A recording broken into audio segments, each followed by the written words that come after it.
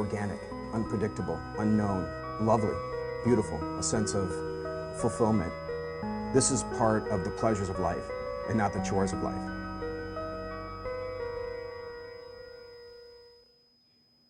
Coming up on this Friday morning edition of Daily Iowan TV, ongoing investigations on potential academic misconduct, and later see ways the university is creating an inclusive campus. We take a closer look into not only what went wrong during last night's loss to Maryland, but also a few reasons the Hawks have to be positive about for the remainder of the season. All that and more coming up. Daily Iowan TV starts now.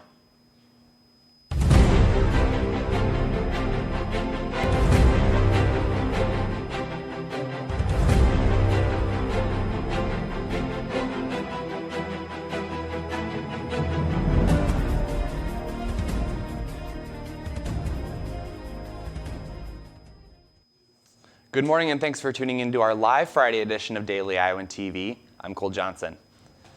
As President-elect Donald Trump gets inaugurated into office today, members of Iowa's Congress are finding it difficult to anticipate what Trump will do as president, but are hoping he has a tone for unity. Representative Dave Loebsack said that if Trump sets the right tone in his inauguration speech and is consistent throughout his presidency, he knows he and others will be willing to work with him. Over 60 Democrats will not be attending Trump's inauguration today. President-elect Trump will be sworn in around noon. To learn more, pick up today's copy of the Daily Iowan. With the possibility of Iowa's public universities facing funding cuts of $25.5 million, University of Iowa's President Bruce Harold announced a call to action on Thursday, persuading the UI community to share how the university serves the state, the nation, and the world with friends, neighbors, and colleagues. In a campus-wide message, Harold said, quote, "This cut in the current fiscal year is not without precedent. But though we have weathered setbacks like this before, we must make clear to the citizens and representatives of Iowa what effect cuts like this one could have on our state's flagship university. Indeed, on all of Iowa's public universities," end quote. Although lawmakers haven't approved the cuts recommended by Governor Terry Branstad, officials say they will work with schools and the legislature to minimize effects of cuts on any students. The University of Iowa's Chief Diversity Officer, Georgina Dodge, announced a new UI campus inclusion team with the goal to help students who have concerns over diversity, bias, and equality. The team will include staff from the Office of the Dean of Students and the Center of Diversity and Enrichment. They'll focus on words or actions that are not considered a violation by law or university policy, but still have an impact. The team hopes students can talk to them about any feelings of bias and will direct them to the appropriate offices on campus if the problem continues. And on the topic of inclusion, the University of Iowa has renovated approximately 145 bathrooms on campus in order to make them gender neutral. These bathrooms can be found in over 45 locations across the UI campus, ranging from the IMU to Kinnick Stadium. This is part of the effort to create a more inclusive campus for members of the UI community. We need to ensure that our bathrooms are safe and inclusive, welcoming spaces for all students. So reducing gender labels when possible is always a really effective way to do that for people who identify especially as trans. And we have students on our campus who identify with that community, and we know there's pretty simple, realistically, solutions for making them feel safer on campus. UISG is focusing on inclusion as one of their major goals this year. Well, the weather has been pretty weird today. We've had some fog, we've seen some rain, there's been an ice storm this past week. Kenzie, what's going on? That's right, Cole. It's certainly warmer now than it was in the beginning of the week, and it may stay around for a few days. This morning, fog is expected with a high of 37 degrees. This afternoon, the fog will turn to clouds with a high of 43. Now, if you have any plans tonight, don't forget your umbrella because showers are expected. Now, let's take a look at our 6-day extended forecast. Tomorrow morning, the temperature will be 44 degrees with mostly cloudy skies. The afternoon may feel like spring with a high in the 50s and partly cloudy skies. Saturday night will cool down with a low in the mid-30s. The sun stays around on Sunday and Monday with a high in the 40s. You're going to need your umbrella come Tuesday because there's a 90% chance of rain with a high in the 40s. On Wednesday, the rain will turn into snow and cool down a bit with a high in the 30s. Be sure to have your hats and gloves ready Thursday because the high will be in the low 30s with cloudy skies. That's all I have here in the weather studio, Cole. Back to you. Thanks, Kenzie. Iowa Secretary of State Paul Pate has proposed a new voter ID law, which states that when someone registers to vote, a voter ID will be mailed to them for free. The bill also proposes electronic ballots, training poll volunteers, and updating the absentee voting process. This bill is not created to prevent voter fraud, but rather to lower inefficiency and human error. The UI student government wrote a letter of concern regarding some details about the bill, but after speaking to the Iowa Secretary of State's office, they have a much clearer understanding. Pate hopes that his office and the UISG can work together to make voting as convenient as possible for students. University of Iowa officials are investigating possible cases of academic misconduct. So far, the investigation shows that unauthorized devices were attached to instructional computers and were used to obtain instructors' Hawk IDs and passwords. If the investigation proves that a student has cheated, appropriate action will take place. The university IT staffers are examining computers to look for suspicious devices and are developing plans to increase secure logins. The investigation is still ongoing and will keep you updated as more information comes out. The UI officials encourage all students and instructors to change their passwords. And with the start of the semester, the Campus Rec and Wellness Center is busier than ever with students hoping to complete their New Year's resolutions. Reporter Mackenzie Cooper has the story. Many people have goals coming into the new year with hopes of working out more and becoming healthier. With the spring semester just beginning, the Campus Rec and Wellness Center is busy with students determined to make their New Year's resolutions a reality. In order to prepare for the rise of attendance at the gym, staff at the Rec and Wellness Center will also increase. We definitely see a spike when students get back from break. We notice it pretty immediately. We actually put more staff on, especially during the evening hours. That's when a lot of students are done with classes and things that come in and start filling up our buildings, which is great.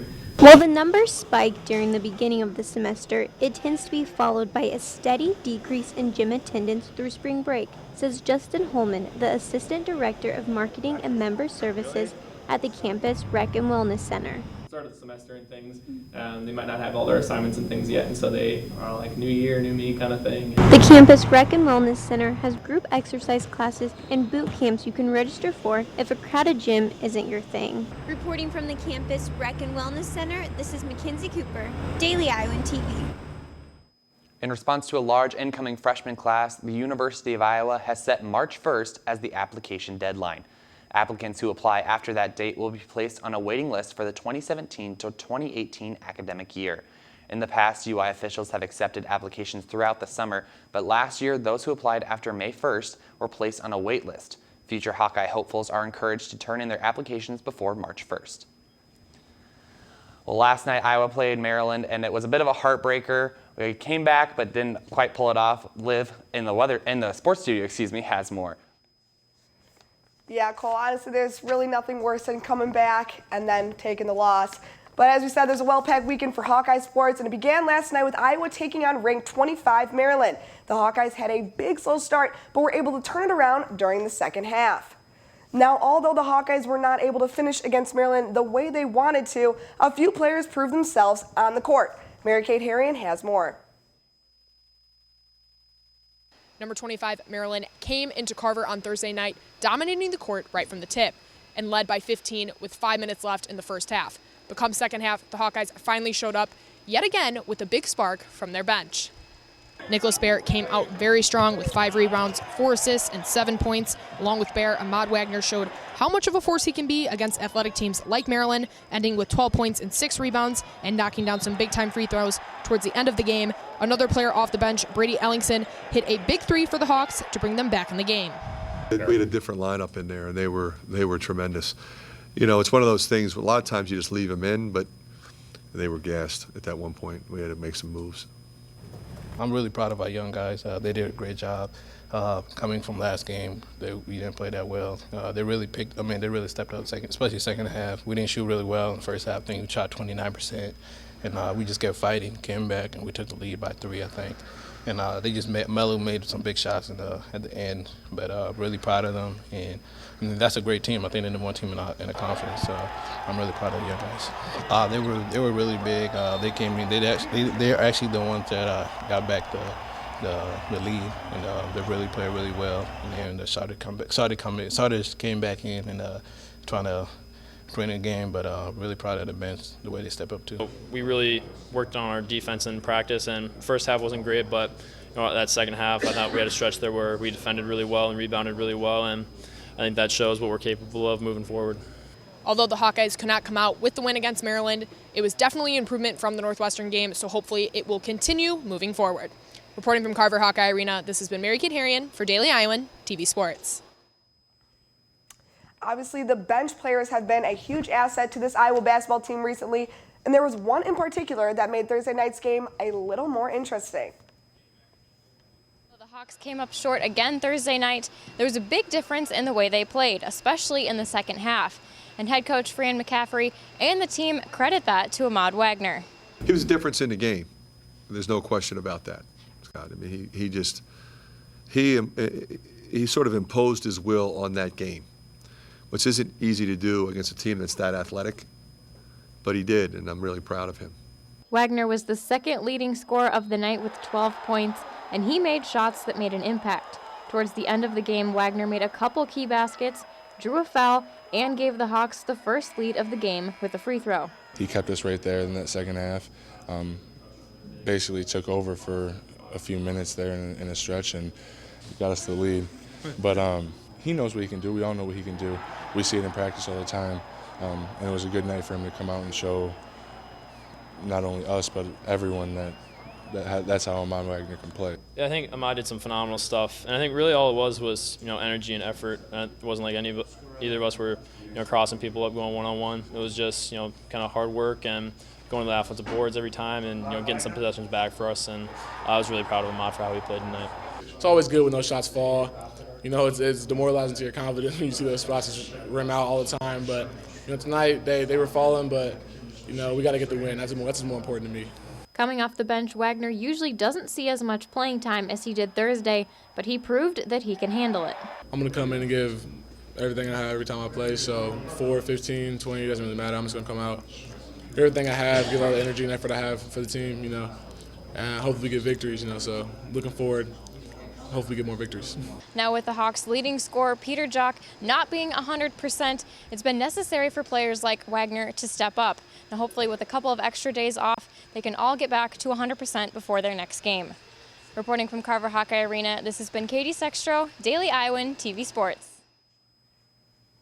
Like Katie just mentioned, Jock has been battling a back injury since the Northwestern game, and Dom Mule is still out after injuring his thumb. The Hawks do have a bye this weekend, which gives them a few extra days to recover and prepare for Illinois on the road next Wednesday. Stay tuned next week for all our updates from this weekend in Hawkeye sports, as it is going to be a busy one. Cole, back to you. Well, that's it for this edition of Daily Iowan TV. Be sure to stay up to date with everything Johnson County by watching our live broadcasts every Monday through Friday at 8:30 a.m. on dailyiowan.com. Also, be sure to pick up today's copy of the Daily Iowan. Have a great weekend, everyone. We will see you right back here Monday morning.